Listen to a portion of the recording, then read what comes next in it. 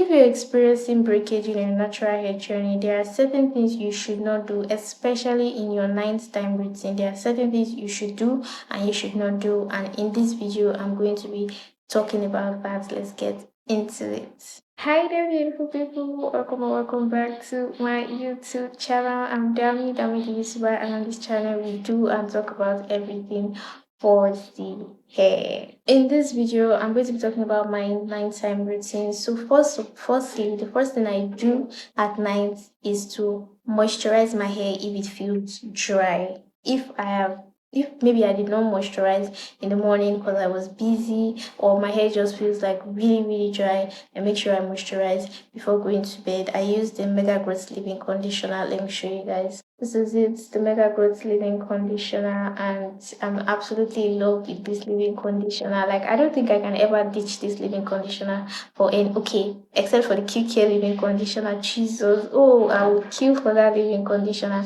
Yes, this and the Q-Care leave-in conditioner.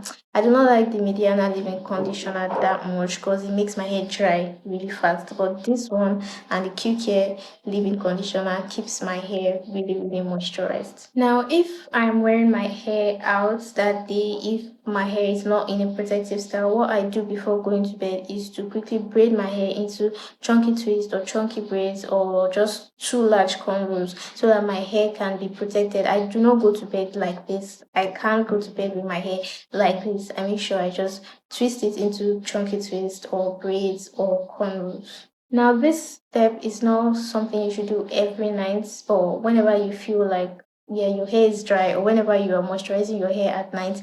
Make sure you seal in moisture. That is, you put your oils or your butters. I would always do oils. I do not like butters as a low porosity hair girly. So I would always do oils. And do not forget your ends. Your ends are very important. Like, even if you do not oil your entire hair, make sure you always oil your ends.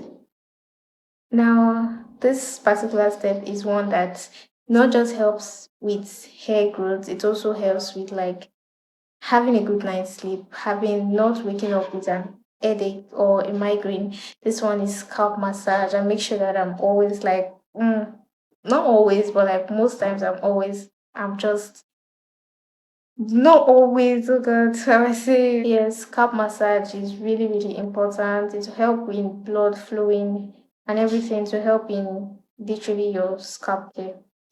Now, after I'm done with all this step, the next thing is to wear my satin bonnet. Now, for me, I am someone who, yeah, I sleep. When I sleep, by the time I wake up, my bonnet is already off. So what I do is that I tie a satin scarf before I wear my bonnet, or if I should sleep with just the satin scarf, I know it will not stay on my head. But if I sleep with the satin scarf and the bonnet, if the bonnet comes off, the satin scarf will still be there. So yeah, that's all I do. So yes, we've come to the end of this video, and yes, do not forget, you do not need complicated routines. You do not need 10 steps, 20 steps routine before your hair can grow. Small routine is equals to big growth. Your hair can grow even if your routine is very simplified. So let me know down in the comments, what is your biggest natural hair struggle right now? What video do you want to see next on this channel?